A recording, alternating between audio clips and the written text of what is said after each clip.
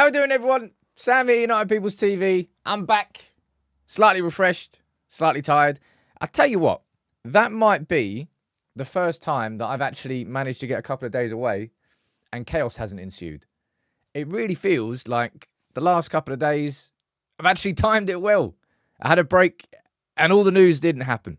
It feels like it's kind of, I don't know, the kind of handbrake went up on the news in the last few days. But how are we doing? We're back here today. Full return to the live shows this week. We're going to have videos every day. We'll have conversations every day. And it's, 11 days until the Euros now? Remember, like, a few weeks ago, we were saying, how many deals do you think you would like to get done before the Euros? We were speaking about player signings and player exits. I've tried to get a massive overview of everything that's happened in the last few days, any big stories that I may have missed that we could have had a conversation about.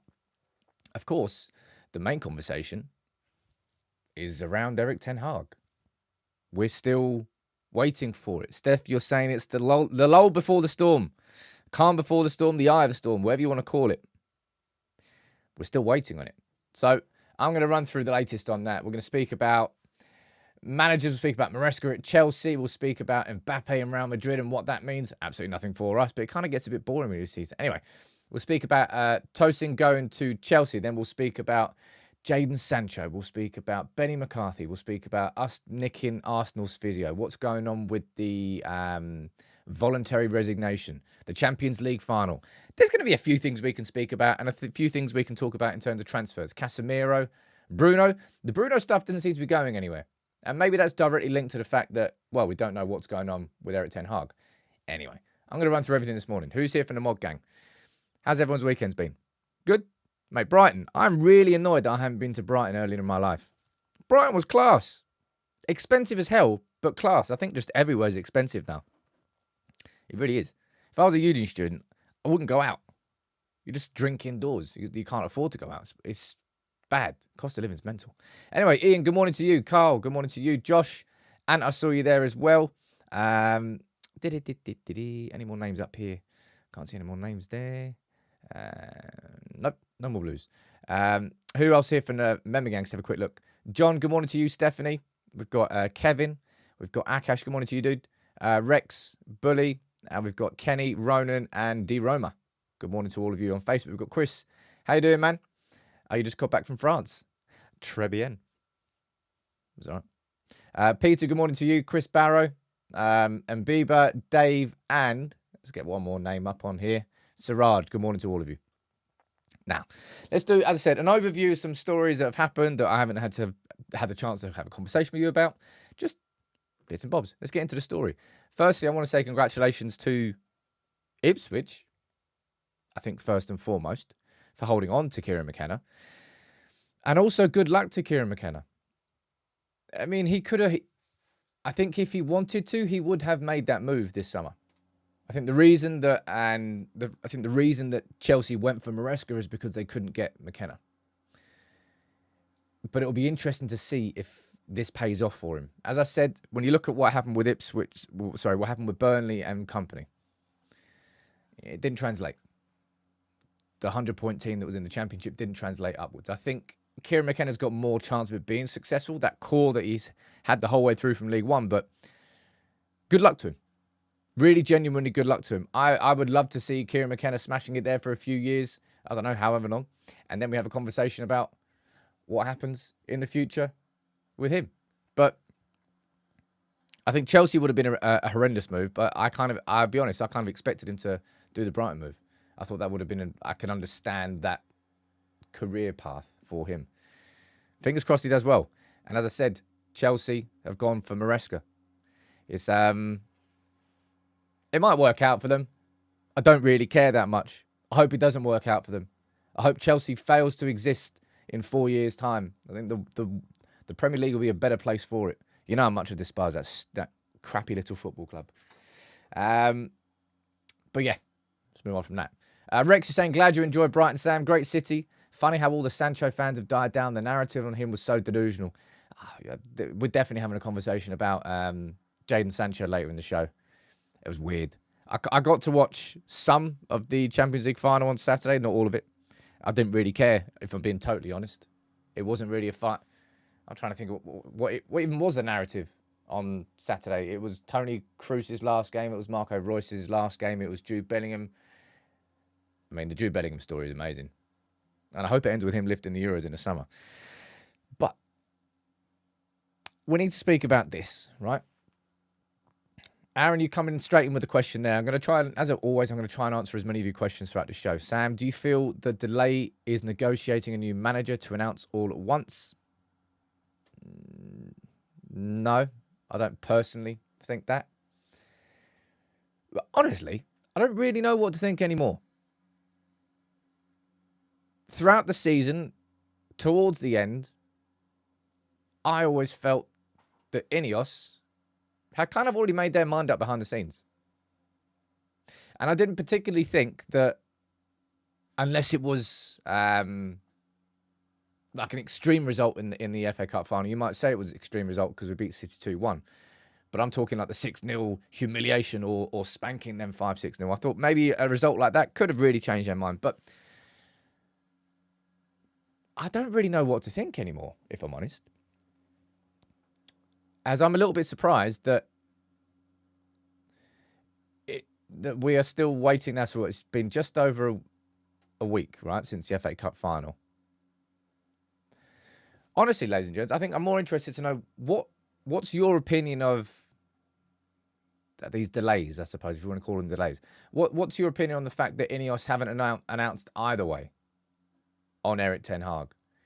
Because I suppose if they were completely in the camp of, all right, Erik ten Hag, let's go, then it's quite an easy announcement to make. By comparison of if you want to get rid of him and what the next steps would be. So maybe it is to do with planning. I'm really curious as to know where everybody stands on this. I'm not really that curious to know what Fabrizio Romano's saying on it anymore, if I'm honest. And I'm going to talk about the Mbappe stuff there as well, coming up next. But he said this like a few days ago. The moment for the final decision. And that was nearly 48 hours ago. I mean, nothing's changed. Right, let me read some of your opinions out down here. There is an AGM on the 25th of June. I mean, what does an AGM of Manchester United have to do with that? That's 22 days' time. That they won't be directly related. Jason, isn't Erik ten Hag on holiday? Might not announce it until he's back. Imagine that. INEOS is sitting there going, right, forgot, lads. Erik ten Hag's in Marbella for a week. Can't make an announcement. Right, park it all. Those two things are not related at all. Josh, you're saying, I don't understand why people are using this as a stick to beat INEOS with. I don't get how it's them being indecisive and pretty sure Ten Hag's on holiday. Well, you're mentioning Ten Hag being on holiday. I don't see how Ten Hag being on holiday has any bearing whatsoever on what INEOS will do or are doing. There's something called a phone. And maybe you say, well, that's not something that's not a conversation you should have over the phone. I'd probably agree with that, but it doesn't mean they wouldn't do it. And you're saying, my major concern, if I'm a transfer target, I'm not joining a club where I don't know who is going to be manager. And I'll be totally honest, I think that's part of all this sort of Bruno stuff that seemingly isn't going away. I'll cover that as well. Mate, I've got so many tabs up here. I'm surprised my computer's not crashing. It's going to be a big show today. Alex, they should have had a decision last week. We haven't even completed a signing yet and decisions aren't being made. I would probably call it a bottleneck as it stands. It feels like a bottleneck, and of course it's a bottleneck. Darren, you're saying not too bothered. They'll announce it when they announce it. But I think it's the Euro start in 11 days, and in an ideal situation, Manchester United. We spoke about this as a community before, and we said ideally we'd love to have two signings. Well, at least maybe not completed and announced, but two signings sort of advanced. Transfer window opens on the 14th of July. Joe, right? So the transfer window opening, and this is something I actually think randomly. So if I'm correct, I think I am. The transfer window opening is when players can officially be registered to clubs, right? So that up until the transfer window opening, that player couldn't actually officially play for your club. But it doesn't actually mean that you can't negotiate. You can't agree deals with players. It just means that they can't actually play for your football club until the transfer window is open and they can be registered for your club. Is that what it is? I don't know if people can let me know in the comments about that. And I think the transfer window opens in June rather than July. I think it opens in a couple of weeks now. Garnacho Manny saying, morning all. Must be nice as a Real fan, win your 15th Champions League and then sign Mbappe for free the next day. Oy, oy, oy. Man, that club has a voodoo grip on the Champions League, doesn't it? The part of the final I saw, Dortmund probably should have been ahead by the time that Cruz swung the corner and Carvajal got his head on it. And then from that point, it just felt inevitable. Akash is the limbo phase, a ploy to keep players guessing on their futures, especially the ones they sell. I mean, you could look at this conspiracy theory either way. Oh, Man United are doing it for this reason or that reason.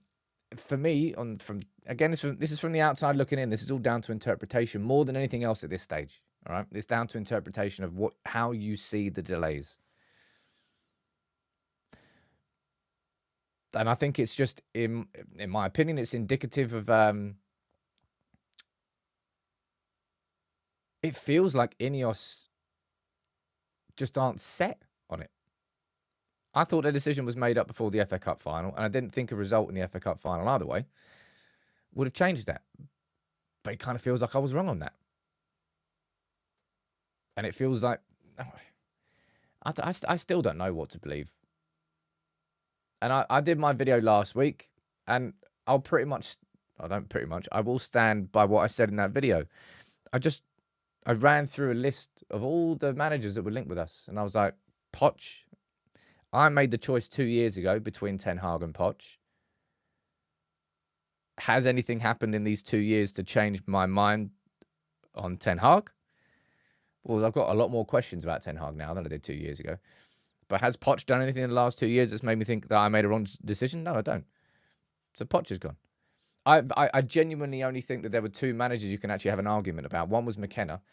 And I know that was a massive risk, but if you're talking about long-term, McKenna carried inherent risks, and so does Thomas Tuchel. I think every other manager is just a kind of a flat no for me. In terms of, do I think they're going to be the right man to go to if we get rid of Erik Ten Hag? And this kind of feels like the conversation that INEOS is still going on with. Don't know. Carl, you're saying, Sam, do you think they want Ashworth's input? I mean, they're going to have Ashworth's input, right? Might not be a completely above board. However, what you think Ashworth's just sitting there and like locked in a straitjacket, no phones, no anything, just in the garden. Ashworth would have had involvement in this. Barada would have had involvement in this. And what are we, 6 weeks away now, I think, from Omar Barada officially starting? We're still going through this period. We're navigating through this period. We've got the right football people in control of the football operations at Manchester United, but we still don't have our CEO. We've got Jean-Claude Blanc as our temporary one. We still don't have our sporting director. By the way, it's June, and now May is gone. That's what happens in the Canada.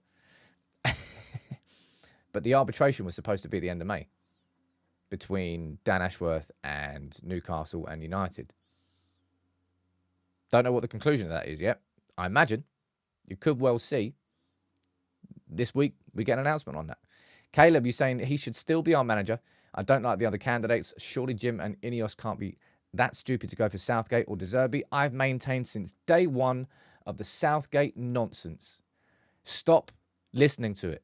Stop listening to anybody who's suggesting anything to do with Gareth Southgate to Manchester United. Why are you polluting your head with that crap? Yet so many people jump on that. Oh, I'm so angry about Gareth Southgate. Of course you are, because it makes no sense. Like, at all. Whatsoever. It'd be funny if we actually do get him. People use his clips against me. But no. It's just not going to happen. But so many people just got themselves riled up about Gareth Southgate to Man United for no reason whatsoever. Sometimes you just do it to yourselves. And I'm telling you, you can choose which news you want to follow. Not every news needs an opinion and a reaction. Some news, you need to take it, wipe your ass, and put it in the bin. That's where some news belongs. Anyway, up to you. All Up to you. Right.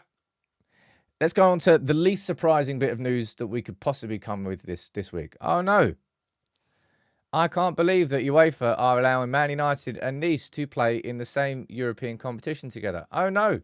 I can't believe that UEFA is allowing Manchester City and Girona to play in the same Again, news that people just wanted to get annoyed at for no particular reason. I'm pretty sure it was it Ceferin, UEFA president, gave an interview himself like a few months ago saying, we're probably just gonna let multi-club groups play in the same competition together. Yeah. Lo and behold, they're doing it. Kel's surprise indeed, Stephanie. I think I've come here. I've loaded the gun up this morning here. Just nonsense. You got to call nonsense out when you see it. It was never going to be a problem. Ever going to be a problem. It's the way that modern football has gone. Do I like it? No. Honestly, hand on heart, I wish that multi-club models were banned and not allowed. But they've been allowed. And now there's no stopping them. And there really is no stopping them. It's not a case of like, oh, if you can't beat... Actually, in this scenario, it really is a case if you can't beat them, join them. Liverpool are about to establish their own multi-club model. Real Madrid don't need one. Barcelona, are they in one? I don't even know if they're in one. But we've got one now. All right? And it was never going to be a problem. And this is what I mean. Like, why'd you waste your time getting angry about Southgate? Why'd you waste your time at the idea that Nice and Man United... There's just certain bits of news you just need to use your noggin. Or maybe I suppose that's what you come here for. And that's why... Because I like to think I've built up a trust with you guys, with the community, that my instincts are quite good when it comes to news. I mean, I'm not perfect, man. No one's perfect. I get stuff wrong all the time. But my instincts are quite good in terms of what we should be looking at and listening to and what we should just be going, that's guff. Let's move on. And you're saying maybe Ten Hag wants longer than INEOS are offering. It's, as I said when we had this conversation last week, I forgot or didn't realise. So Erik Ten Hag's contract runs out in June 25, but he's actually got a year extension on that United can activate.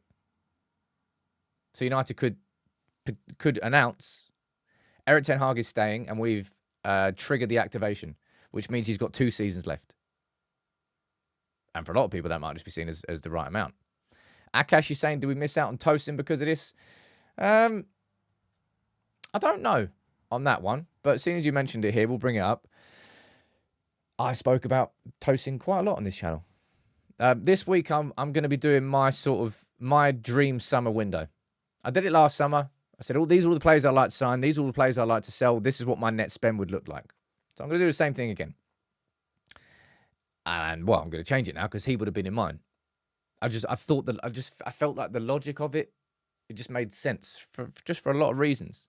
By the way, Newcastle. I'm going to revel in anything that goes wrong with Newcastle after the way that they have acted over Dan Ashworth. I'm going to be shameless in it. And I do not care how many Geordies come at me. They were going after Tosin the whole time. And Lloyd Kelly, I think, from Bournemouth. Chelsea came in. They've already got like 465 centre-backs. But it doesn't really matter. They've gone and got Tosin as well. And I just thought it would have been a very good squad signing for Manchester United. Right? I think it would have been. But apparently not. Lots of you talking about what's this here? Right, let's quickly pull this up. As soon as this just bomber news. It's not really bomber news at all. But let's pull this up. New pictures of the new training kit have just been released. So look. We got Garnacho there. Zoom in on that bad boy. Oh, it's all right. Oh, it's all right. I prefer... Hey. Come on, we'll zoom in on that one. Go on the boy. Go on the boy. I'm going to cry if he gets injured at Copa America. Touch wood, touch wood. That's not happening. Touch wood. It's not my fault if it does. But touch wood, touch wood. Hey, it looks nice. But it's training kit. I mean, who really cares about training kit? Not to me. Now, you want to know something interesting? I think I said this to you last week, right? People saying it's our actual kit. It's nicer than our actual kit. But we spoke about this about last week. Manchester United staff were told that they could take voluntary resignation if they didn't want to work from the office, which is INEOS' new policy. They're cancelling working from home. We've already spoken about all of that. And I asked, I wonder how many employees are at the other major clubs in England. And Athletic have offered a little bit of insight on that, because I thought this would be interesting to share. Liverpool's accounts. So Man United have got, was it 1,100? Where is it? Blah, blah, blah. Blah, blah, blah. I know it's 1,100. I don't know why I'm looking. Right. United have got around about 1,100 employees. Liverpool, I've got around about 1,000. Arsenal, look at this. 689. Man, United have nearly twice as many employees as Arsenal. Well, not nearly 12. Quite a lot more. Just shy of 500 more than Arsenal. And look at this. Brentford. 5 times as many employees as Brentford. Boy. United is big. City, around about 520 employees, but they're part of the City Football Group, so there's going to be other personnel outside the organisation. I just thought that was interesting because, of course, we're going to be getting the... This should be... If last week was a week where things sort of kind of got paused and muted and it was what's going on, I'd be amazed if come next Monday when we join each other for a live show that there isn't confirmation that we already know what's going on with Erik Ten Hag. I'd be amazed if that goes on past this week. I think we should be getting an announcement either way around Dan Ashworth and what's gone on with the arbitration. So they're 2 massive things. That's to do with our manager and our sporting director. 2 huge figures for this football club going forward. We should also get an announcement from, which I suppose is less important, but also kind of just a big factor in all of this. We should get an announcement, not an announcement, but there'll be confirmation on how many people have accepted that voluntary resignation and how much of the working staff has been cut down. And then, ideally, some sort of transfer news. And let's dive into it now. If I can ask you, ladies and gents, please do drop a like on the video. You know what? I properly managed to switch off for, I think it was Saturday. Saturday was just like sitting there, chilling in the sun with a beer, Brighton seafront. It was good vibes. And it just makes me realise how much of my head is constantly full of United. Because it has to be. There is so much going on everywhere, all at once. Now, I can't really be asked to speak about Mbappe to Real Madrid. It's got nothing to do with us. But this is an interesting one. Obviously, Tosin going to Chelsea, we know about now, right? And The Guardian, well, this is Jacob Steinberg, so take with a serious pinch of salt, considering what happened there after the FA Cup final and, well, before the FA Cup final with Erik Ten Hag. Trevor Chalobah's name got thrown in. And I think it's time. Now, I don't think this is completely up to date. I tried to update this morning. Haven't even had the chance to really use the whiteboards yet this summer. Because, we need to find out who our manager is first. The Euros are coming up. But heading to the whiteboard, I updated a couple of names on here. We've got Mateus Cunha's been added from Wolves. You can see him there in midfielder. You've got Mohamed Kudus from West Ham got added. And Trevor Chalobah from Chelsea. And that puts it down to 67 names. Now, I'll guarantee that there's going to be names missing from this board. So I'll head down over to Discord after. If there's any more there, you can help me update this with any more names. But we're up to 67 so far. And there has been very little actual, genuine movement. I honestly think I've only got Olise's name down there. Now, again, if you think I'm wrong on this and you think, oh, actually, Sam, there's a couple more that, there's some sort of movement. It just feels like Olise right now is the only one where we've had any sort of movement. And let me pull this up here. I hope you all enjoyed that video that went out on Friday. It was the latest sort of little mini documentary, and it was on Michael Olise. Now, we've got quite a few of these planned. We've done one now on Jean-Claire Todibo, and we've done one on Michael Olise. Planning on doing one on Jared Branthwaite, because I think that's going to be an interesting one for a lot of people. And there will be some other ones that we cover, but we might wait for a little bit more information to come out. But Todibo, if you haven't already watched it, go and watch that. You'll learn a bit more about Todibo's game, his strengths, his weaknesses, and kind of exactly what defender he would be. And that one there on Olise. And as has been mentioned by a few people, Fergie out there,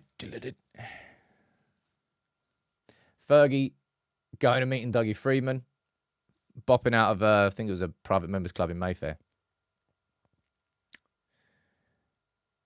Maybe speaking about Olise, maybe speaking about Eze, maybe speaking about Gehi. I mean, I got a lot of ratings for Dougie Freedman for rejecting Chelsea and rejecting Newcastle and staying at Crystal Palace, because I think Crystal Palace, they've clearly nailed it with Glasner. Dougie Freedman staying there, he's been nailing it with the market. Whether it's Adam Wharton who's just come in now, whether it's the long list of, I imagine he's probably had some misses, but the success rate of Dougie Freedman in identifying the right players to bring from the Championship into Crystal Palace is fantastic. Really is, and all credit to him. Like, talent ID is it's not easy. Of course, being able to sign a player from the Championship into Crystal Palace in the environment there is a far more forgiving environment than being able to sign from being able to sign from the Championship into the Premier League. But yeah, Daichi Kamada as well. They're going to be getting him on free. I believe that Glasner managed him at Frankfurt before. I think Crystal Palace is just a really, really well-run club.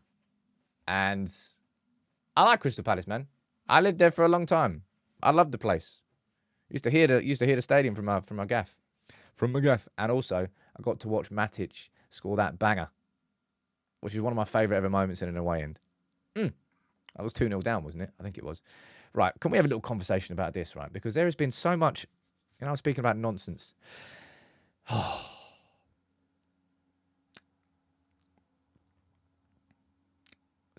A lot of the...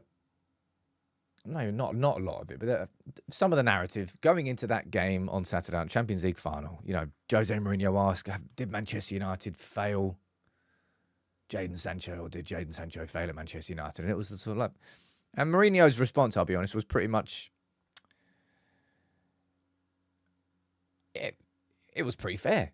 He was saying, I think there's pretty much not mitigating, but there's factors on all sides. There is not one person or part of the club or part of Sancho which can just say, I'm not responsible at all.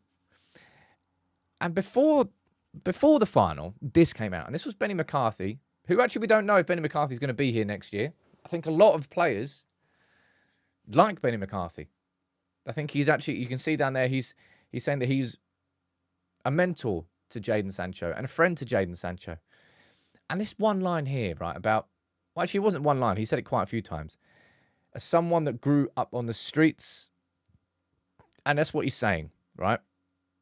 That Sancho, because of the street code, said, I'm not apologising. I know what that will mean to me.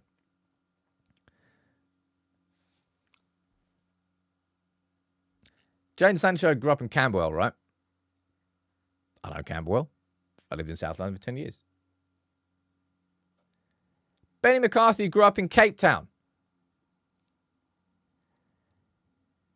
Jadon, I think Benny McCarthy, who grew up in Cape Town, South Africa, might know a little bit more about it than you. Just a little bit. And as a mentor and a friend and a coach, yuck. Sometimes you've got to listen to people. But he hadn't. He was so firm. I'm not apologising. And you see this sort of stuff here. Jadon Sancho is ready to go back to United if Erik Ten Hag leaves. Like, boy.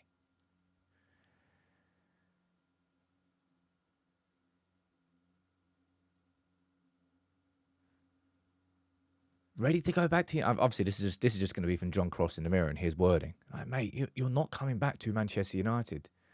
You are going to be sat in a chair when you're 60, rocking back and forth, just as we all are. Enjoy your time. Think about what you've done in your life. You're going to look back at Manchester United with a bucket load of regrets. Whether you want to vocalise that publicly or not, I don't know. That's completely up to you.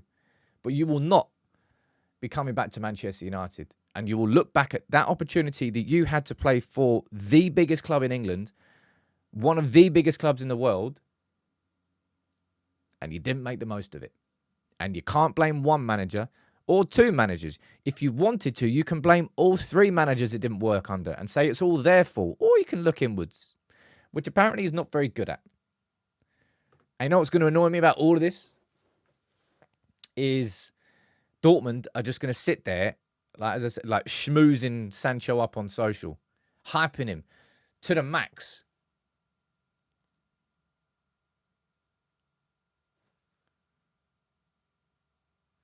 And then they're going to try and get him on loan because they can't afford it.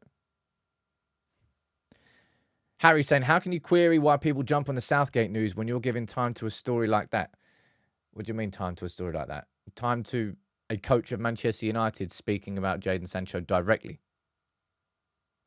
That's not a story. That's somebody who, to quote, was a coach, a mentor, and a friend of Jadon Sancho who wanted the best for him. Didn't want to spite Jadon Sancho. This is a story worth discussing, but this is where the story ends. The story ends with Jadon Sancho being sold this summer. I just don't know whether Dortmund... And you know what, right? I can't be bothered to dive into Dortmund's finances, right? But how on earth have they managed to... how on earth do they manage to sell Haaland, sell Bellingham? I mean, there's quite a few other players as well. How is it that they've managed to sell all these players and still they can't afford to sign any players? I mean, how bad are their finances? Honestly, I don't really understand it. Because everybody kind of knows from the outside looking in. It goes, well, Dortmund, there's only so much that Dortmund will be able to sell. Or sorry, there's only so much that Dortmund will be able to pay and sign for. How is that? It's weird. But you know what's going to happen? Dortmund are going to come in with, they're going to put it down there. They're going to say, right, we'll sign Jadon Sancho on loan, and maybe they'll put an obligation to sign him at the end of next season for 30, 40 mil. No idea where, right? Of course, that won't do anything for this. This is our completely transfers board.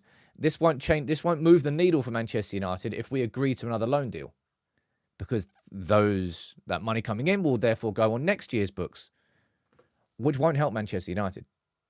Not when it comes to PSR this summer. Not when it comes to... And of course, what I would say here is that these numbers here are going to be... Even if I'm as accurate as I possibly can be with these numbers, they're not 100% going to be accurate, because I won't know the payment terms. I won't know how much is split across 4 years. I won't know the amortization of every single transfer deal. So we can go like top level as much as we possibly can. But look, I don't even know if we're getting 5.1 mil straight away from Benfica for Fernandes, or whether that's split over 2 or 3 seasons. So we can try and be as accurate as we can be. But I don't. I'm actually going to read some of your comments down here. Somebody should tell Sancho you're either leaving permanently, apologising to Ten Hag, or training with under 12s. Dude, I imagine those conversations have already happened. As I said, if Rashford can't get through to Sancho, if other players who are friends of Jadon Sancho can't get through to Jadon Sancho, and if Benny McCarthy, who's sitting there and in his words as a coach, as a mentor and a friend, can't get through to Jadon Sancho, nobody's going to get through to him. He is set. He is firm. And so is Erik Ten Hag. But in a situation where a player and a manager are set and firm, rarely does a player ever win. Now, what I would say is kind of Pogba did win when it came to Mourinho. So I'm not saying it's impossible, right? And I'm not saying it's necessarily the right thing to do. I don't think it's ever good for a player to win in that environment. But Jadon's made his bed, man. And he's not coming back to Manchester United, no matter how much he wants to. Apney is saying Dortmund can afford the money, not the price of handling Sancho. They don't think buying their own darling is worth it, and it says a lot about him. Well, they're getting linked with, obviously, another player that we're getting linked with, which, again, if I'm looking at my probably, maybe not dream summer, but a summer that I consider that's actually possible, Serhou Guirassy would be a name on that list. From when we were linked in January with him, he only went on to improve. And I believe he scored, 6 in 7 towards the end of the season for Stuttgart. I think he won Player of the Month in the last month for the Bundesliga. And he built on, after the hype ball came in after the first half of the season, I was thinking 15 mil could be a perfect blend, perfect partnership with Rasmus Højlund. But we'll see. Look, there's something that I saw quite a few people speaking about. Obviously, I was away, so I couldn't react to it. And some people seem to get extremely angry at this comment here from Erik ten Hag. So I want to get your opinion on it. We've probably got another 20, 25 minutes or so throughout the show. There's still quite a few more talking points. But this is just me catching up on maybe some conversations that I might have missed. And this was Erik ten Hag speaking about transfers, right? Manchester United. He goes, the prices paid for players are indeed very high, but I am not responsible for that. The club did all the negotiations, including with very good potential players who didn't come in the end. And I wanted to know your sort of thoughts on this. Because I think for Erik ten Hag to simply just point elsewhere and say, I'm not responsible for that, it's nothing to do with me, that's what I wish was the case, right? I really, really do.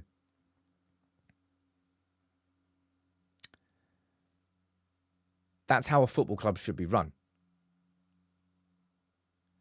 A manager should not be responsible for prices paid for players, for negotiations. There should be no involvement in that whatsoever. I've already said this. A manager, when it comes to signings, should top and tail a transfer. At the top, the first part. Now, this is kind of what's happened previously, and I think this is a problem. But obviously, going into last summer, Erik ten Hag made it clear that he wanted Antony. Now, bear in mind that we didn't go after Antony until we lost to Brighton and Brentford and Casemiro. But Erik ten Hag, at the start, should be able to identify profiles of signings he wants. Like this summer, it should be a case of if he's going to be here next year, and we've already had these conversations around transfers, and he would have had those with the club. He goes, well, I want a right-sided centre-back. I want a central midfielder who's incredible out of possession, and I want a creative right winger. For example, that's it. That's him topping it. That's what I think should happen.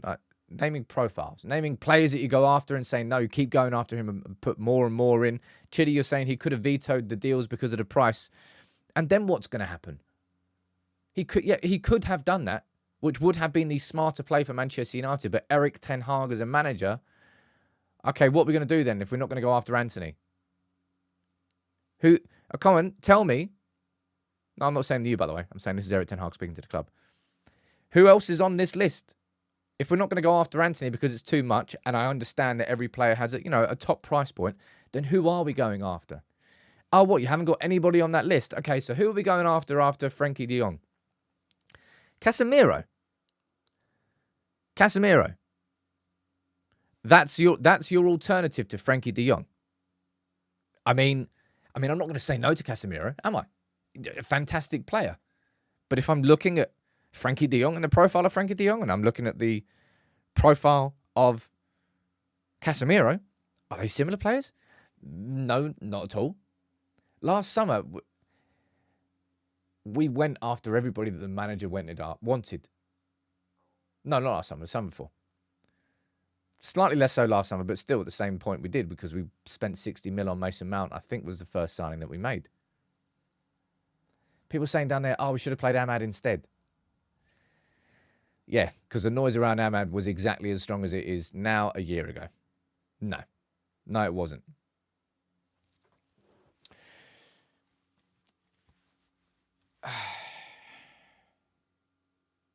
I don't want Erik ten Hag involved in any transfers going forward. I don't want, maybe not involved in any transfers. That's a bit strong, right? But this is the football structure I want at my club. A modern football structure. Erik ten Hag, all he's got there, he's wearing a tracksuit, he's got a whistle in his hand, and he's the head coach. Right? That is your job. That is your job. Just be the head coach. Train. Focus there. When it comes to transfers, when it comes to negotiations, sure, have your say. Sure, have a veto. We're not going to sign a player that you don't want us to sign. Fine. Other than that, you just sit back and you let us do our job. Now, that may well, you have to think about this from both perspectives. That may well be part of maybe what Erik ten Hag is kind of negotiating. Because remember when he came in and he got the job, he goes, the only reason I can't remember the words verbatim, but he was like, the only reason I'm taking this job is because I've got this control. I've got this power. Had I not been given this power, I wouldn't have taken the job in the first place. And at the time of him taking the job, that was the right thing to do. Because 2 years ago, who are you going to trust? Richard Arnold, John Murtough, Matt Hargreaves, Matt Judge. Oh, you sod. You've seen how many managers fell at United? You're going to trust yourself. 2 years on, things have changed. 2 years on, you've made mistakes. Erik ten Hag's talent ID in the market is poor. I think that's a very fair thing to say. He was convinced that Antony was an £80 million player, that Antony would do what he did at Ajax, but even better, and take the massive step up to the Premier League. And it couldn't really be further from the truth. Taro Madacia, I think, was a decent signing in his first season, and then just, I don't know what the hell, I still don't know what the hell happened within that second season. But I don't really want Erik ten Hag being the talent ID at Manchester United anymore. I want the recruitment department to do that.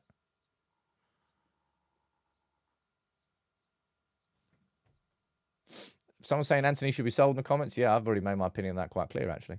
But look, as well as Olise, and I've already ran through the video I did earlier, there's more names getting thrown into the hat now.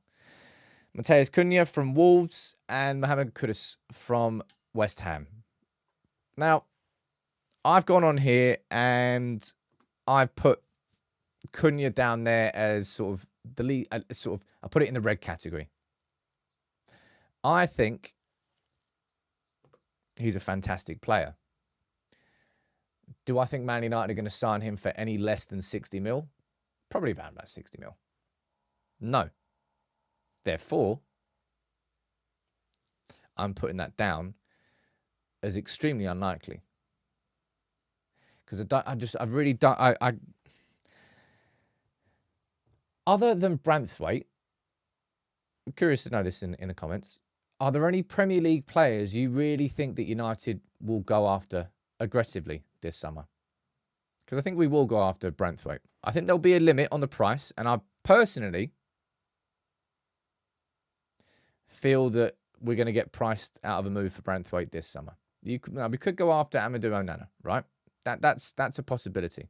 Someone's saying Paqueta. No chance. Ait Nouri, that's a fair shout. Of course, the left back for Wolves as well. Olise and Branthwaite. It feels like those two there. Olise, Branthwaite, maybe Ait Nouri. Depends on the price, I suppose. Kudus. I can't see that one happening. And I can't actually remember. Any Ajax fans in the comments? What was the situation with Kudus at Ajax when Manchester United signed Antony? Was he injured the season before and hardly played? Because a lot of people fairly can look at that and go, well, the talent ID, how on earth did Kudus slip through the fingers when we spent 80 mil on Antony? But I can't remember. I swear there was some sort of injury problems. Pepin, you're saying that Kudus was injured and didn't play at all. I think that was the case, but I can't remember. I need to look into it myself. But that does leave a sour taste in your mouth, doesn't it? We see what he's done there. Fabrizio here saying that Manchester United are going to be going after 2 centre-backs. And I think this has been the case the whole time. I've always felt that we were going after 2 centre-backs. You can't not. When we were already weak with centre-backs last season, and then Varane's left. I think Lindelof should be leaving. We need 2 centre-backs. Even if Varane stayed and Lindelof doesn't go anywhere, we needed a centre-back. So we need 2. And it will be a left-sided and a right-sided centre-back. Now, if it's Branthwaite, for example, hypothetical, he played left centre-back for Everton, but also played right centre-back on loan at PSV. He can play in both. He's left-footed, yeah, but he can play both. Then you got Jean-Claire Todibo, who you already know about. I already know about. And I'm gonna run through individuals in my dream summer window video that's coming out quite soon. A couple of super chats here, and then we're going to move on to talk about Casemiro because we need to. Joe, you're saying Sancho won't leave because he won't give up his huge salary to go to Dortmund. If Ten Hag stays, he won't play, and INEOS are not going to license a loan. Man United finding themselves in a position where we could get screwed because we've got a player that we don't want anymore at the club who's on inflated wages that no other club wants to play. It's almost like we've seen this film how many times before? And we're seeing it again. Man, getting that wage structure in place. And actually, for us to properly get a wage structure in place, there might have to be a period where we don't sign a certain level of player because we won't be able to afford them on the wages that they would want to come into our structure. And that's going to piss a lot of people off. And it might be a little bit of it gets worse before it gets better when it comes to the wages at our club. Halftime Orange is saying the Cunha links are waffle. We were in for him in 2022 when he left Atletico, and journalists are just trying to fill the void with no news around.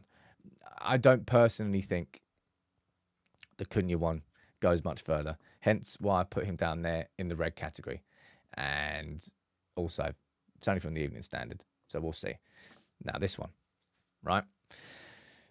This has been a big one. We've got my board here to look at players who could be leaving. There's a whole load of names on that and a whole load of inactivity. You've obviously got 2 that are done, and they were done ages ago. Martial leaving on a free and Varane leaving on a free. Fernandes to Benfica, I think that was last week, and that's the only actual one that's happened that United have actually got some money for. There's a whole list of players there that could be leaving. And this, for me, is probably the biggest for 2 reasons. Number one, there's a possibility this could be the most we get for a player. Because, and I've said this before, right? Saudi clubs are not signing Casemiro because of how good he is as a footballer. They're signing him because he's got how many millions of followers on Instagram? Because of the influence. They're basically signing, I don't mean this in a disrespectful way, but they're signing Casemiro for his influence rather than his football. So therefore, from that perspective, Casemiro's like a top 10 signing that you can make.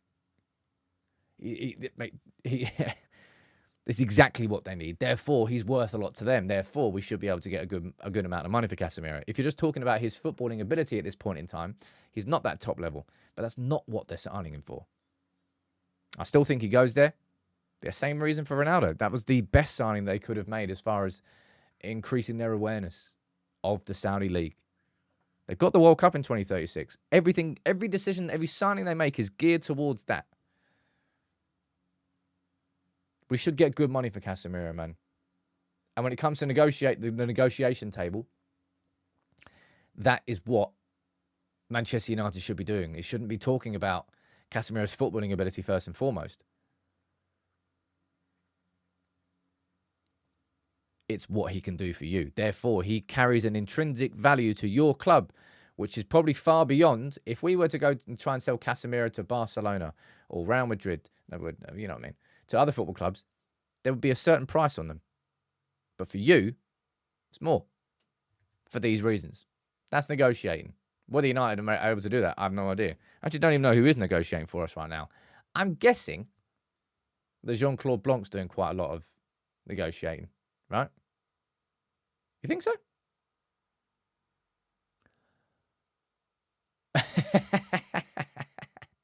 Man, why can't caught offside be a good... Why can't caught offside be a good source? So I can put this down as green. Caught offside is like going into a toilet and reading a number off the back of the door. Sort of level. Jeez! 77 mil for Casemiro. Oh, yeah, Jason Wilcox. Forgot about Wilcox. My bad. Sorry, Wilcox. But yeah, Wilcox and Blanc. I imagine it's probably those. 77 to 85 mil for, for Casemiro, baby.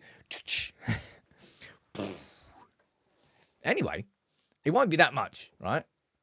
It won't be this much. But you get the point I'm trying to make. Casemiro is worth far more than all these numbers that people are banding around because it's not a typical sort of transfer. It's not. It's done for different purposes, and therefore, the money involved is different. And also, I believe, correct if I'm wrong, but I think the Saudi Pro League has a limit on the amount of foreign signings. By the way, you won't remember, a lot of you won't remember it, but the Premier League used to have that. Used to have a limit on how many non-English players could play in the Premier League. Obviously, that's completely gone now. But you used to have to sell to buy. I think that's what they're doing this summer, or has it always been the case in Saudi? Therefore, they have to very much pick and choose exactly the players they want that's going to maximize the impact. And Casemiro, as I said, he's probably the number one on that list. Actually, no, that's a lie. Mo Salah would be number one on that list. Absolutely, Casemiro can still be an incredible footballer in that league. So he's still a good footballer as well. I'm not just completely dismissing his footballing ability. I think that would be unfair. But yeah, lads, if you want to come in with 70, 80 mil, let's go. Let's go. We'll wrap it up in a bow. Look at that, little rhyme. Anybody enjoy Eminem's new song? Slim Shady. Man, my parents hated me because, well, they didn't hate me. They hated Slim Shady. I can't wait. That album's going to be incredible. I've really enjoyed rap this year. With everything with Kendrick and Drake. There's been some good albums, but I'm looking forward to that new Eminem album. They will not offer 15 mil for Casemiro. But they certainly won't offer 70, 80 million, whatever that was. They've just pulled that out of the bumhole. As I said, back of the toilet door in a pub. That's what I've got. What caught offside is. Moving on to last couple of talking points of the show. Garnacho.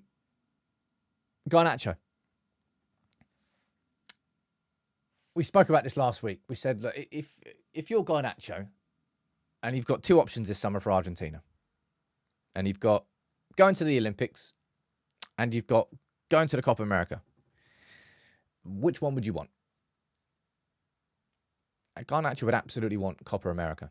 Now, the suggestion is that's him and Barco. I think that's Brighton left back. Actually looked pretty good when he played us.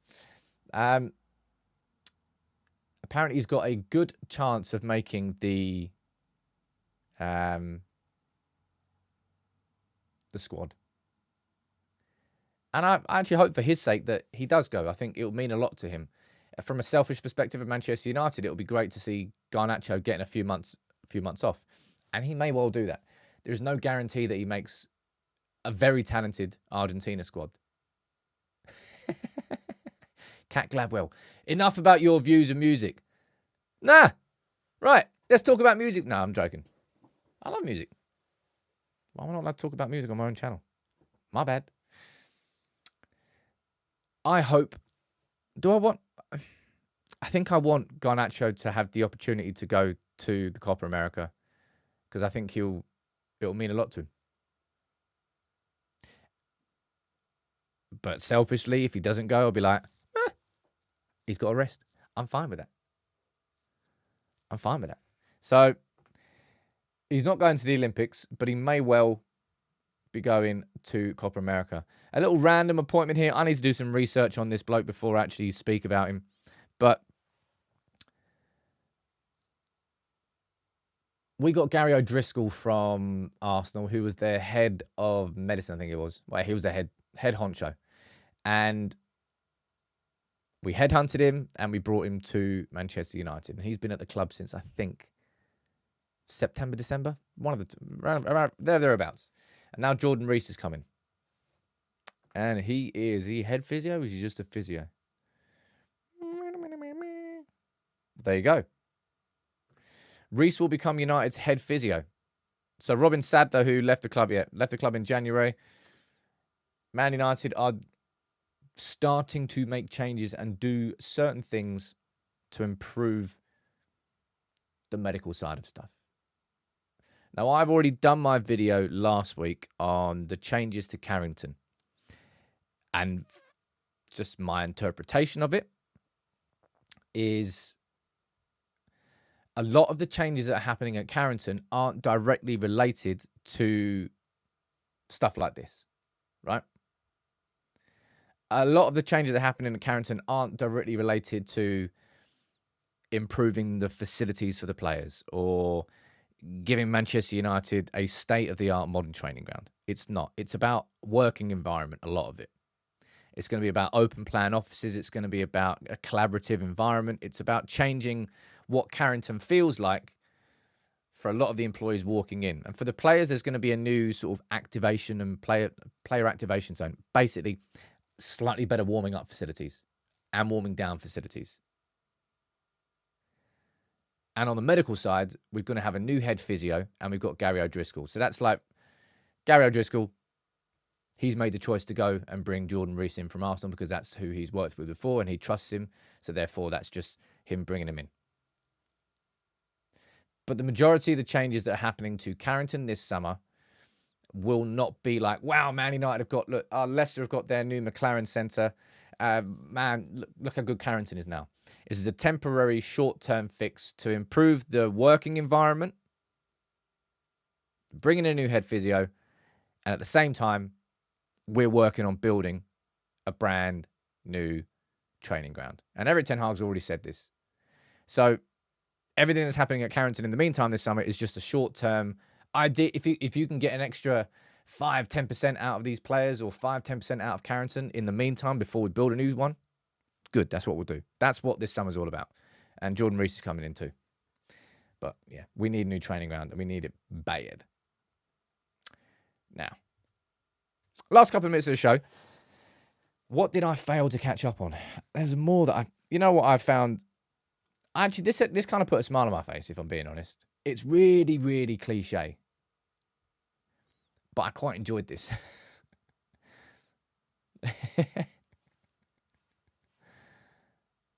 Anybody else enjoy it? Let me quickly find this 1 second there. Because, annoyingly, I've completely forgotten the name of the film. How have I forgotten that? Man, this is too long. How long is this bloody article? Oh my God. Any Given Sunday. Idiot, Sam. Any Given Sunday. I don't know why my head just went completely. But there's a video that's going around. Milton, it's not Any Given Saturday, I'll tell you that. There's a video going around. This Al Pacino's speech at the end of the film. If you haven't watched it, go and watch Any Given Sunday. It's one of the best sports films. What's your favourite sports film? Am I allowed to talk about that? What's your favourite sports film? Fire in the comments. I love Coach Carter. Quite like Moneyball. Any Given Sunday's banging. I haven't actually seen Damn United. I probably should watch that at some point. Jerry Maguire? Does that count as a sports film? I think it does. Longest Yard. What's the one where Jason Statham's he's the monk in goal? It's the Vinnie Jones prison football one. What's that called? It's funny. Mighty Ducks, top tier. Remember the Titans, now we're going. Happy Gilmore. Oh man, there are some good ones. Blindside's good as well. Forrest Gump, does that count as a sports film? It's Mean Machine. Big up Mean Machine. Man, there's some good sports films. Waterboy, does that count? Rex, what is goody good morning in Arabic? Asking for a friend. Is this soundbite? Have I got this one right? No, it's not it. 1 second here. Bring this bad boy out.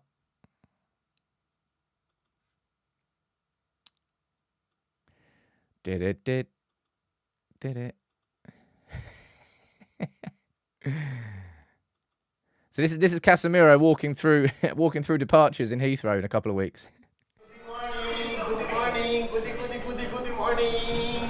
Hello.